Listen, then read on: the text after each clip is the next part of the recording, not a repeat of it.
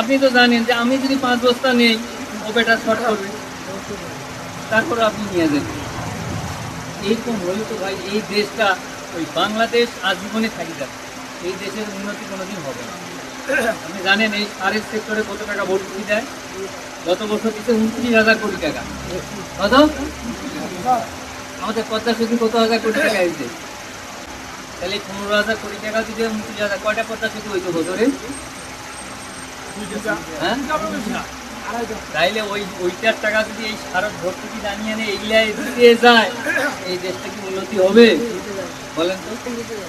হ্যাঁ, 1 KG urea সার government কিনে আনতেছে 120 টাকায়, আর আপনি কিনতেছেন 27 থেকে 30 টাকায়।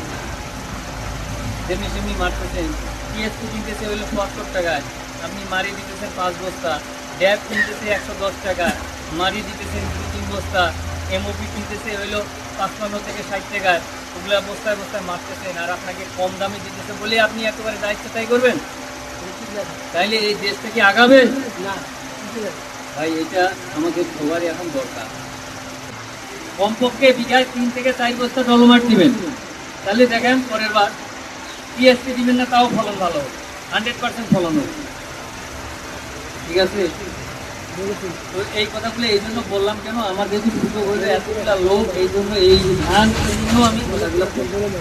এই যে এখন 35 দিন 30 দিন ধান লাগানো হয়েছে, এখন সার দিয়ে এখন দিতে হবে ইউরিয়া, আর যদি লাগে একটু পটাশ যেন আমার এই আশ্বিন মাসিয়া দিনত যেন ধানটা উঠি না, পটাশ দিয়ে না যায়। ঠিক আছে, এখন ওই টিএসপি দিয়ে কোনো লাভ নাই, জাতীয় তো খাবার খাইয়ে ফেলছে 4 দিন পরে, যেগুলা 40-45 দিন হচ্ছে সেগুলা ইউরিয়া একেবারে লাল ডোজ মারি দিয়ে দেন। ঠিক আছে, ইউরিয়ার তো অভাব নেই, দিয়ে আনে একদম স্টক। দেখবেন আপনার ধান খেতে কোনো রোগ লাগতেছে নাকি।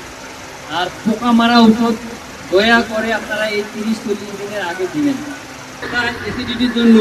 এটা তো বোঝেন এই সময় এসে সংশোধন না হোক